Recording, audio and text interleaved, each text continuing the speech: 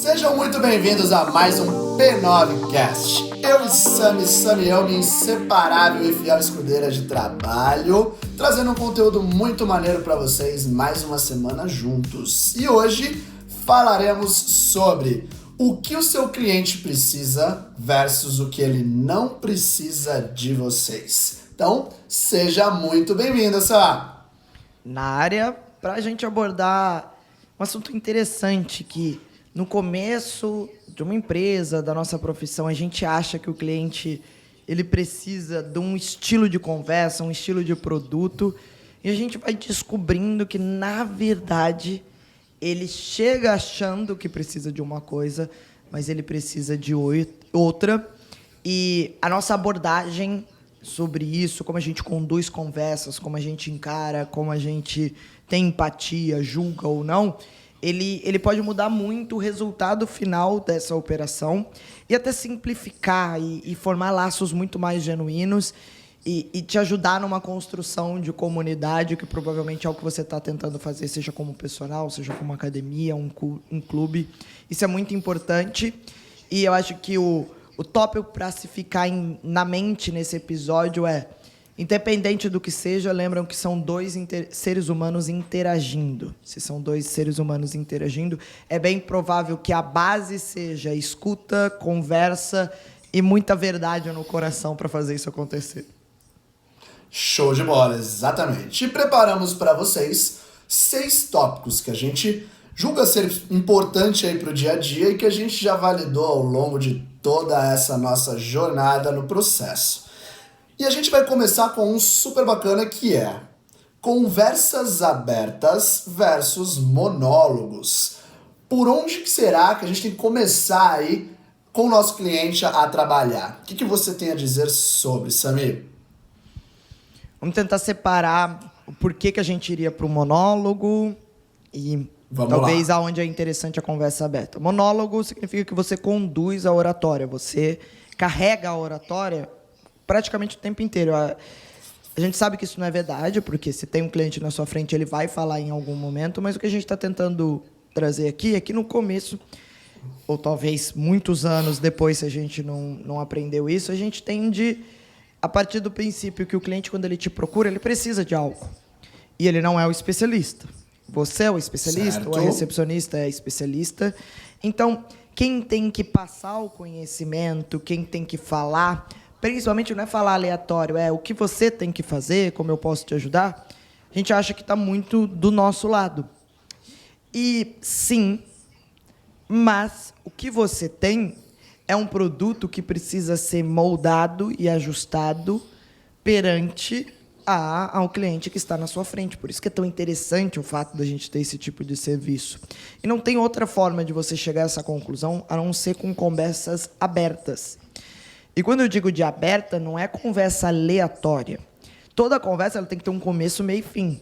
O seu propósito é entender aonde essa pessoa está no fitness, aonde ela está em relação à alimentação, aonde ela está em relação a relacionamento, e quando a gente diz relacionamento é suporte, dor, e principalmente o que já deu certo e o que não deu certo.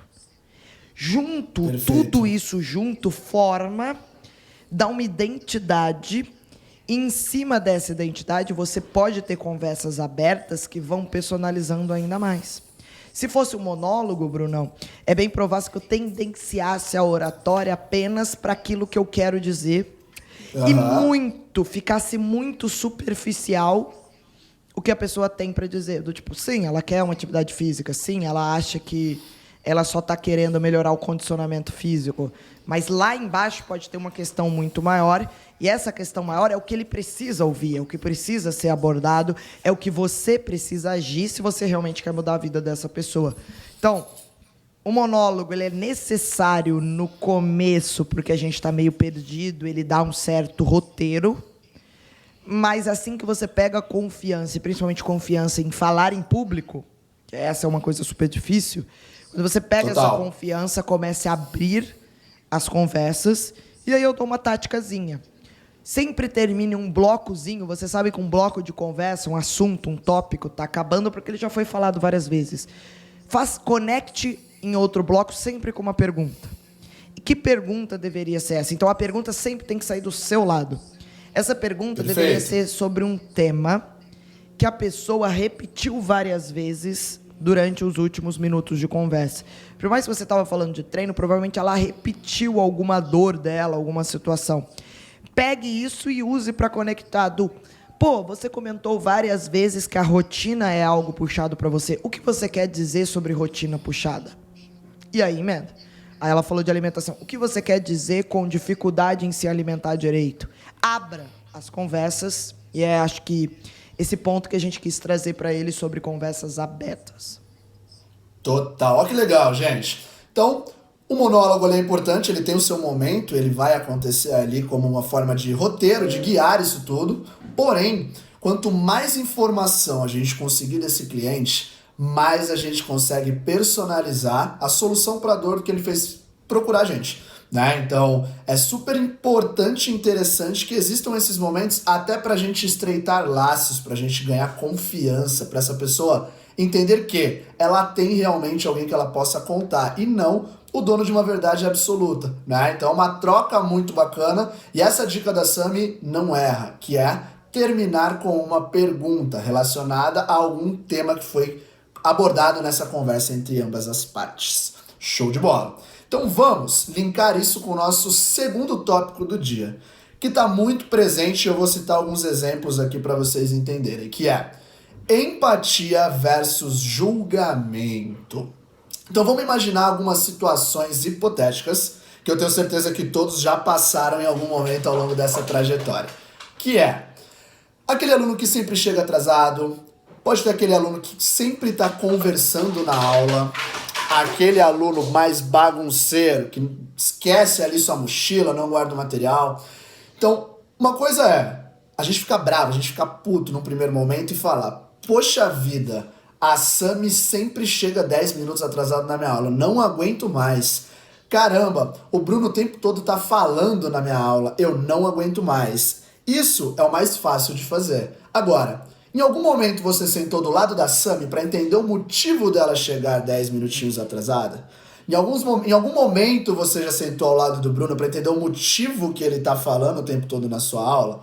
Então acho que isso começa a traçar um panorama um pouquinho diferente do dia a dia. O que você acha, Sami? Essa daí pega no coração da gente, né? Porque acho que essa daí é super fácil de falar, muito difícil de executar, principalmente quando você tem comunidades grandes e você tem quesitos um pouco mais sensíveis, como esses que você colocou, que é como se eu exponho ou não um cliente, se eu entendo ou não o ponto dele, porque de alguma forma a gente espera um código de conduta ético e moral de todos os nossos clientes, do isso você não deveria fazer, por exemplo, você sabe que você não deveria chegar atrasado na aula, você sabe que você deveria respeitar o seu professor, do mesmo jeito que ele deve pensar, eu sei que o coach não deveria comer durante a aula, eu sei que o coach não deveria sentar durante a aula, isso é um código moral e ético que ele fica nas entrelinhas. A empatia, ela não usa o código, a linha média como referência. Ele vai além. Ele tem coragem de pisar do outro lado e entender, perguntar. E uma coisa que eu ouvi uma vez, eu achei tão interessante, foi do Leandro Carnal. Acho que muita gente aqui deve ouvir. Você não sabe, dede ele no vai YouTube, atrás. Que é brasileiro, e você vai consumir muita coisa, assim. E ele falava toda vez que a gente julga, e a gente julga num círculo íntimo, que é o nosso círculo de aluno. Pensa, eu quero o cliente como cliente, mas tem hora que ele passa do limite. Toda vez que a gente julga, normalmente a gente só está replicando um padrão. A gente não está querendo realmente julgar. E é exatamente isso quando você pensa. Se uma pessoa, 2 vezes por semana, ou ela é conhecida por chegar 10 minutos atrasado, replicar o padrão é toda vez que ela chega atrasada, alguém comenta isso, alguém fala...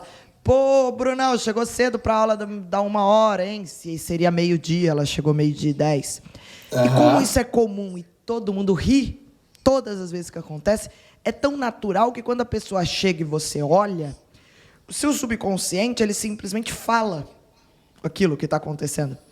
E aí o Leandro Carnal, ele diz, é realmente a melhor coisa que você poderia ter falado? Ou, olha como é simples, você só poderia olhar para a pessoa e falar, oi, Bruno. Com certeza. Acabou. Aí vem a empatia do outro lado, se eu quiser, em algum momento, entender, pô, cara, eu tô vendo a sua batalha, a sua luta de chegar na hora. E eu reconheço a sua luta de chegar na hora. Me conta um pouquinho mais, porque eu fico curiosa, da onde você vem? Você vem do trabalho? Você vem direto do plantão? Pô, mesmo sendo corrido, por que você quer estar aqui? Faz diferença você estar aqui, mesmo que seja 50 minutos, 40 minutos?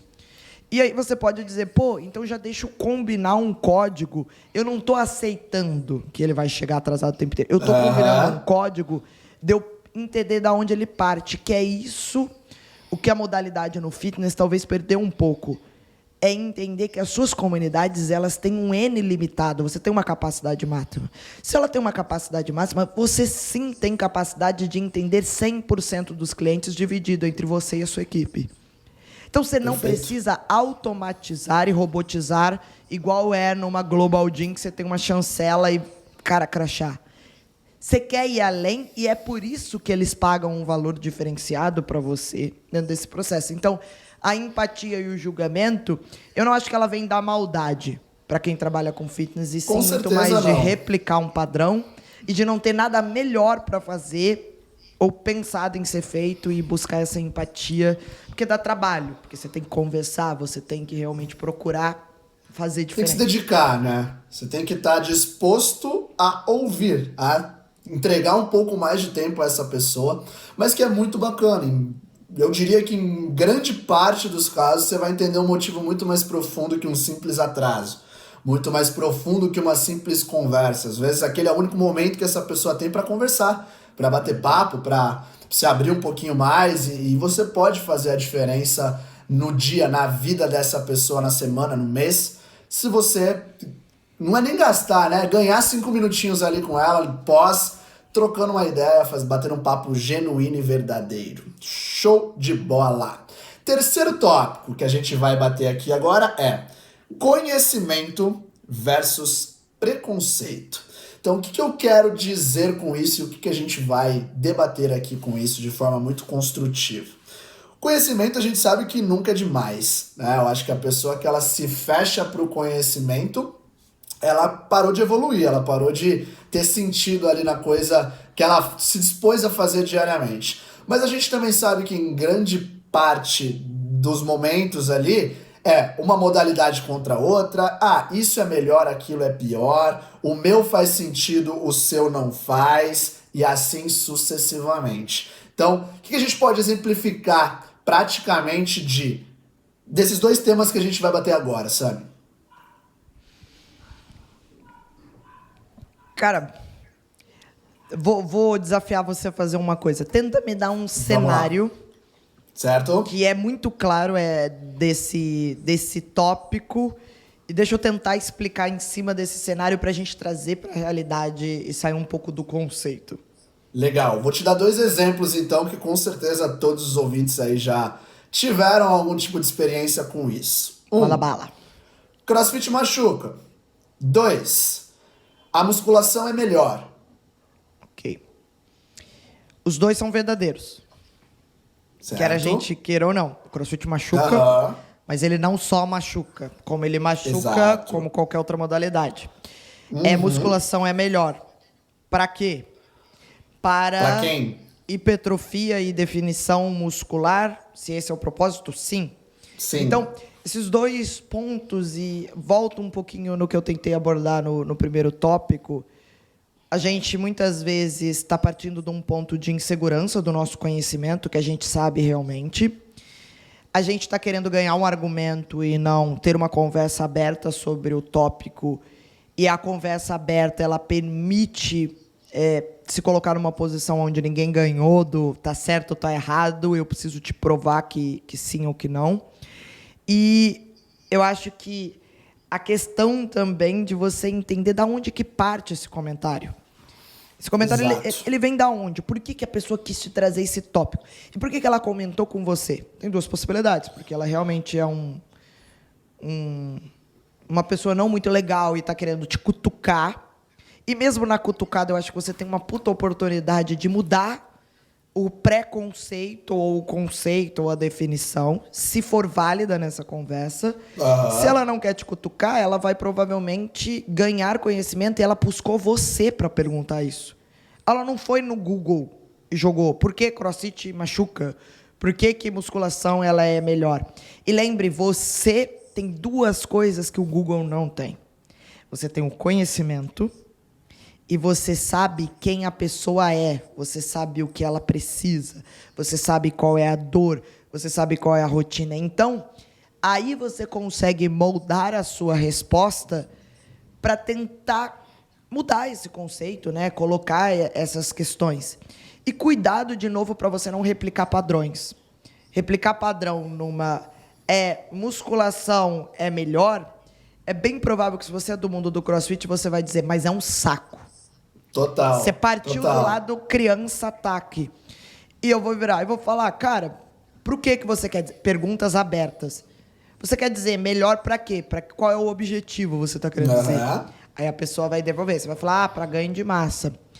E deixa eu te perguntar outra coisa. É pra ganho de massa, mas você tá pensando numa pessoa que se automotive em treinar sozinha? Ou é uma pessoa que ela precisa de ter um grupo, de ter um suporte para ela não malhar só quando ela tá motivada, mas sim que ela consiga fazer isso por pelo menos 5 anos da vida dela? Qual dos dois cenários? Aí a pessoa vai responder. Tá, tô entendendo. E só mais uma perguntinha. E sobre isso, você quer dizer que é uma pessoa que, por exemplo, ela tá buscando resultado rápido, resultado duradouro? Ao eu fazer essas perguntas, Bruno, já virou uma conversa, você entende? Com que certeza. Sai do eu ouvi e simplesmente vou debulhar tudo que eu sei, tudo que eu parto, né, da minha posição de defesa. Eu acho que essa daqui seria conversas naturais, que se você fala com seus clientes pré-aula e pós-aula, esses são pequenos tópicos, mas eu diria que ao longo do dia eu meio que posso selecionar nos mesmos grupinhos de assuntos que os alunos falam comigo, só que em formas diferentes. E esses grupinhos, quando eu percebo, eu não quero dar uma resposta automática para cada um deles, mas sim eu quero partir da consideração do porquê que você me perguntou isso, e aonde isso te interessa? Aonde você quer chegar com essa pergunta para mim? Você está querendo me atacar só? Você está querendo me irritar? Ou não? Você genuinamente quer saber o que é melhor? Quer informação. E eu posso te dizer, eu sei já, acho que Bruno que é burro velho aí também, sabe? Eu sei quando a pessoa me perguntou e ela não quer ouvir. Por quê? Porque ela começa a perguntar outras coisas aleatórias. Sabe quando você nem terminou de responder, a pessoa já mudou o tópico? Quando eu sinto no ar, isso, eu tento... Ela não tá nem aí. Ela começa a perguntar, e ela pergunta de outra coisa, ela pergunta de outra coisa, ela pergunta de outra coisa. Aí quando eu falo, cara, ela não tá realmente afim de eu investir o meu tempo aqui falando. Aí também eu sei assumir o papel do borboleta humana e vamos trocar assunto, fazer a coisa acontecer, mas não é isso que você quer fazer na sua comunidade com todo mundo, porque isso não são relacionamentos duradouros e isso não muda conceitos. Preconceitos, conceitos definidos, e isso não evolui o pensamento. O propósito nosso é pegar o que a gente aprendeu, transferir para pessoas que não têm tanto conhecimento, para fazer com que a média cresça. Show de bola. Muito bom. Então isso mostra pra gente que cabe a nós fazer essa transição de mostrar, utilizar uma pergunta como uma fonte de conhecimento que o seu aluno está querendo saber, ou conduzir essa conversa para um outro ponto quando a gente percebe que isso não vai levar a gente a lugar nenhum. Show de bola, gente. Olha que bacana. Então, vou linkar aqui com o nosso quarto tópico, que é muito legal. Então, professor versus general. Então, o que eu quero dizer com isso? Uma coisa é aquele cara que entra ali e impõe o que deve ser feito. Sami, você precisa fazer isso e ponto final. Vai lá e faz. Versus o professor que ele vai chegar e vai falar, Sami, você me buscou aqui, me procurou com a ideia de desenvolver um pouco mais a sua parte de membro inferior, por exemplo, num exemplo bem claro aqui, simples. Para isso acontecer, a gente vai ter que fazer um trabalho junto. Eu sei que você não gosta muito, mas de agachamentos, de coisas direcionadas para isso. Olha como é diferente essa conotação quando a gente explica um motivo do porquê eu tô fazendo determinada ação, versus quando eu imponho uma ação que deve ser feita independente do motivo. Você concorda comigo, Sam? Nossa, eu concordo e todo mundo concorda, Brunão. Vou usar Não dizer tem isso, como todo não, mundo né? concorda. Todo mundo você vai falar, não, eu sei que não é bom ser um general na hora que eu estou ensinando alguma coisa. Mas quem diz isso, se a pessoa gravasse a aula dela e assistisse depois, ou gravasse um atendimento e assistisse depois, a pessoa vai perceber que, na verdade, ela está, sim, dando comandos. E o difícil é isso, porque o nosso papel é dar comandos, né? É dizer o que as pessoas têm que fazer. Mas a sabedoria e a leveza da vida é como você faz isso, né? Existem jeitos e jeitos de fazer a mesma coisa, né? Você faz isso. Total, Brunão. Isso acontecer. E acho que a gente vai voltar sempre no rabo do círculo e fechar essa linha de conhecimento. A gente tende a ser general no começo, porque é muito mais fácil dar ordens. E dar ordens é um roteiro fechado do qual eu tenho que seguir. E ao eu seguir ele, eu tenho a sensação que eu estou movendo, que os alunos estão movendo e que a gente teve um começo, meio e fim, que é verdade. Vamos pensar quando a gente está ensaiando uma jogada no começo. A gente ensaia uma jogada extremamente, eu posso dizer, eu venho do background do handball. Nós sempre começávamos com um jogo tático. O jogo tático, ele não tem leveza, ele não tem brincadeira, ele não tem fair play, que é o momento que a gente mais ama, quer fazer o que a gente quer, que é jogar, fazer gol. Ele é tático, aonde a mão encaixa na bola, com que força eu lanço, em que local eu tenho que entregar a bola, se é no peito do atleta, se é no rosto do atleta, aonde eu quico a bola para ser mais... Isso é tático. Tático é você 100%. treinar a sua aula e você dar comando para essas pessoas. Só que em algum momento de tanto ser tático, ele começa a ficar no seu subconsciente, você começa a fazer ele no automático, e quando você faz no automático, abre espaço para você realmente colocar a sua personalidade. O que a personalidade é? Sim, eu ainda vou pedir para você agachar, mas talvez eu vou te explicar o porquê que você vai agachar. Eu vou parar no meio e vou corrigir ou vou mudar para essa turma em específica, porque o que está escrito na lousa, ele é apenas o estímulo, mas não encaixa para esse grupo que eu estou na minha mão nesse momento. E, no fim, quando eu saio desse momento general, abre um espaço, que é um espaço que você tem certeza, que você fala, eu estou me divertindo muito dando aula, e você sabe que você está acertando porque as pessoas olham diretamente no seu olho e ela tende a não piscar muitas vezes. Isso significa que você atraiu a atenção das pessoas.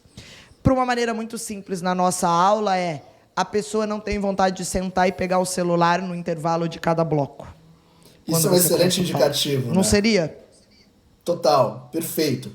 É sinal que você conseguiu chamar a atenção dessa pessoa de forma positiva, que a sua presença é interessante para ela, que ela quer te ouvir, não que você tem que impor tudo que ela tem que fazer. Eu acho que o celular é um excelente termômetro para a gente fazer isso, saber se a gente está conseguindo fazer isso acontecer ou não. Com certeza. Muito bom.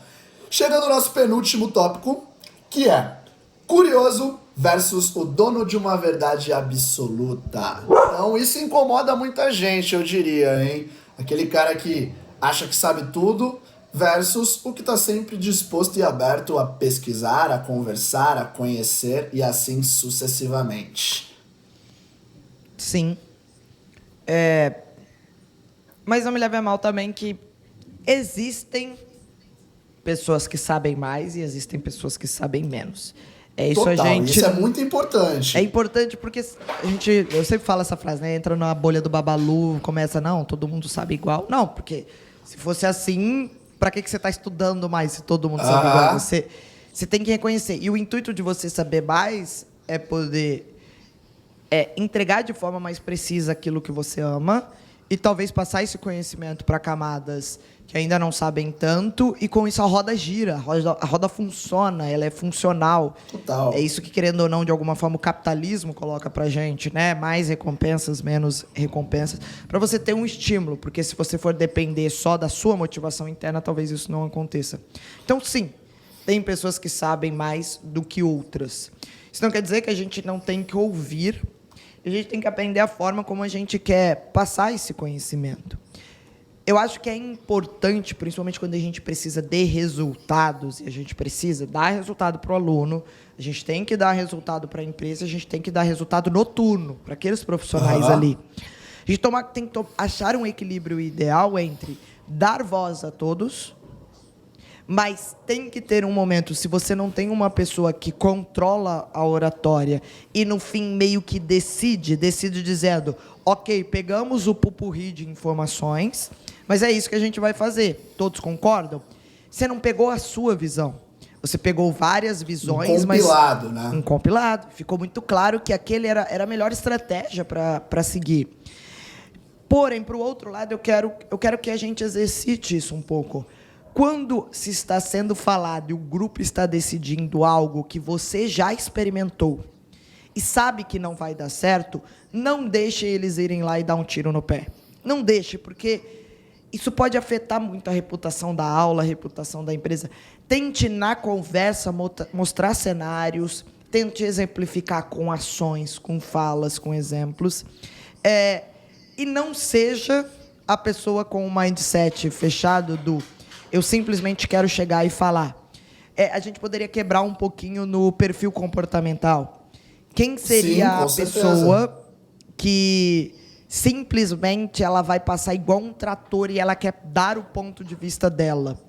Se todo mundo vai achar que é o dominante, não é o dominante, é o analítico. O 100%. Analítico, ele só sabe se comunicar através de dados concretos. Isso é muito importante, ele se move por dados concretos. Então, ele acha uma perda de tempo no perfil dele, essa troca. Porque ele já fez isso, ele já angariou dados, ele sabe o que traz mais resultado.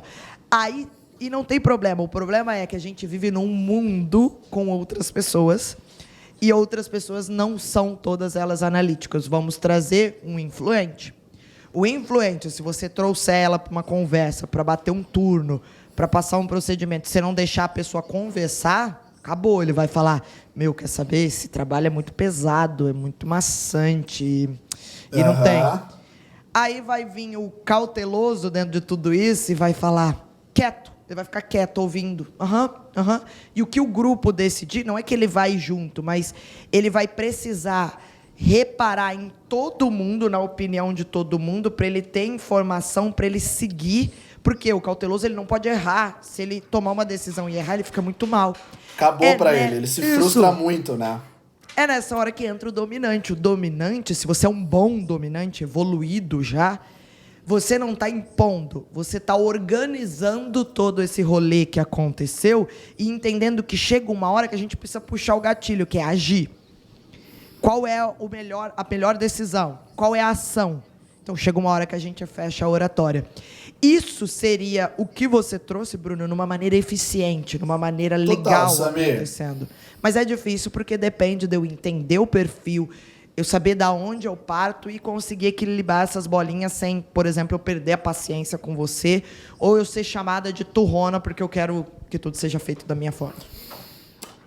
Muito bom essa colocação. Eu acho que até agora tudo que a gente falou, não existe certo e errado, melhor ou pior. Existe a situação correta para a gente colocar da forma correta cada uma das formas de agir, né? Então, isso é muito maneiro.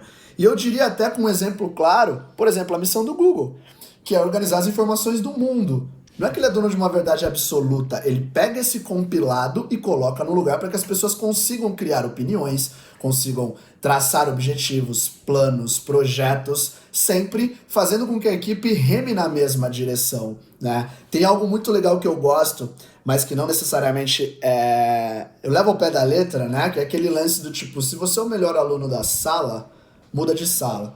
O mudar de sala não é que eu preciso pular de galho em galho, mas é que eu preciso de pessoas que eu sei que tem um nível por experiência, por dedicação, por estudo, ou que já passaram pelas situações atuais que eu tô, sabendo um pouquinho mais. E isso vai fazer com que eu eleve o meu nível automaticamente, com que eu puxe o nível do meu time e que a gente consiga construir juntos literalmente um megazord ali para fazer a coisa acontecer com a maior potência, com a maior força, intelecto de trabalho dentro daquela ação que a gente se dispôs a fazer.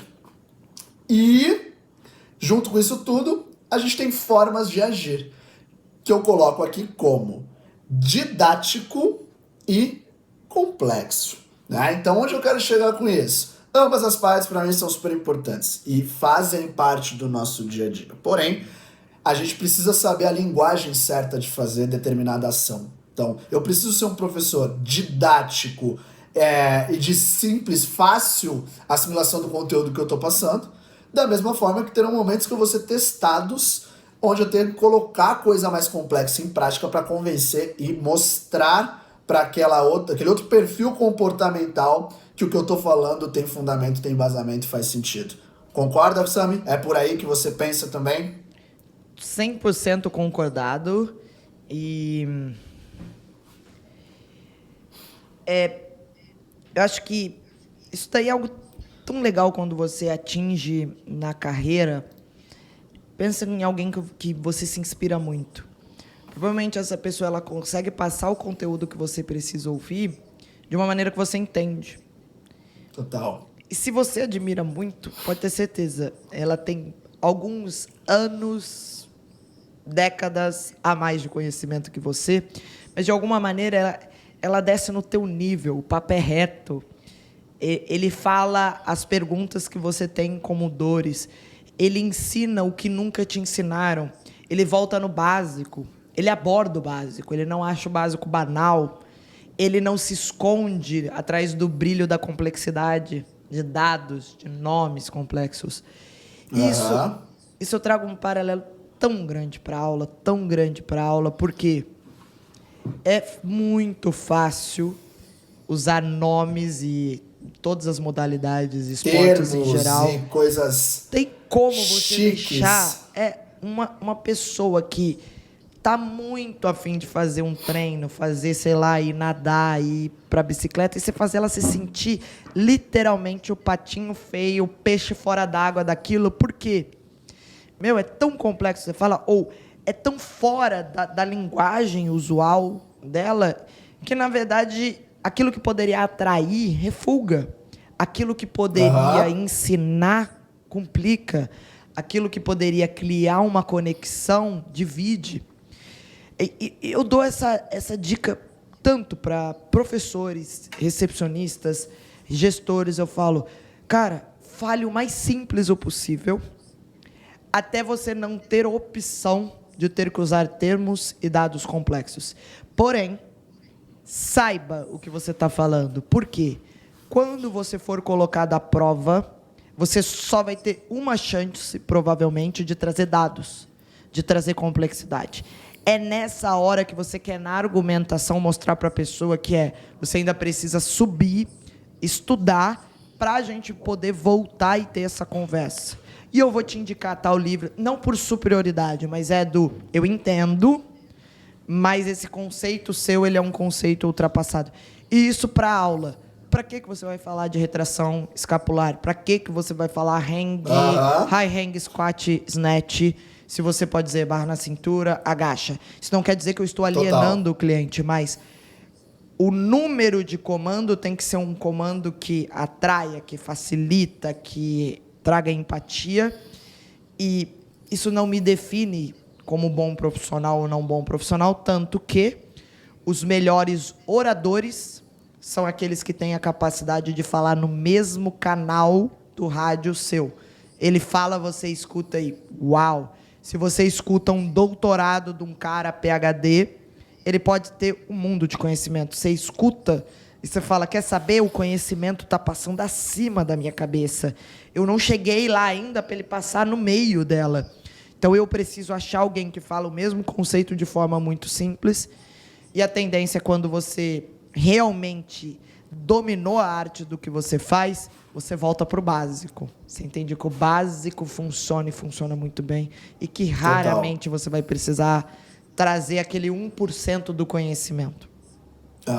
Isso é muito bacana, cara. Eu tenho até um exemplo prático disso que aconteceu comigo, que é muito legal e eu posso abrir porque eu falei já com eles isso tudo. Na época de faculdade eu tinha um professor de anatomia que ele era eu tive os dois excelentes anatomistas e tudo mais. Só que o primeiro, naquele momento, cara, ele falava uma linguagem que eu não conseguia compreender de forma alguma.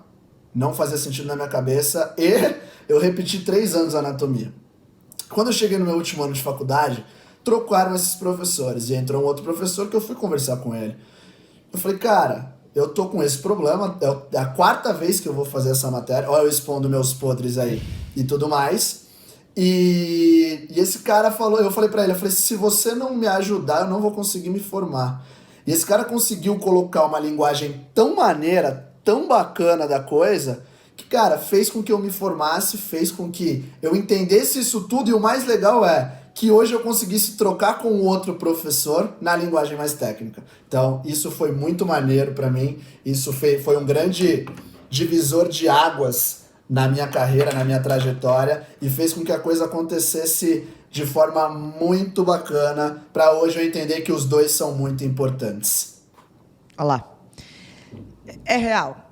Volta pro básico, tira a complexidade, mude os termos e entenda que isso não vai diminuir. Ao contrário, talvez vai ser um trampolim para te jogar lá em cima e usar os termos na hora certa, na hora necessária, com o público necessário, para aí sim ele acontecer.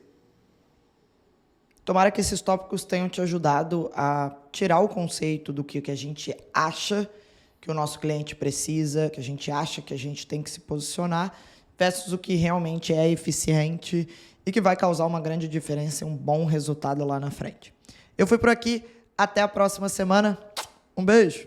Muito bom, meus amores! Mais um episódio vai chegando ao fim e a gente trouxe para vocês aqui, então, o que a gente entende de mais interessante sobre o que o seu cliente precisa versus o que ele não precisa de vocês. Então fica a reflexão, ficam opiniões, testes e validações que nós já fizemos na prática ao longo de toda essa trajetória e nos vemos num próximo episódio. Vou por aqui, um beijo grande para cada um de vocês. Valeu!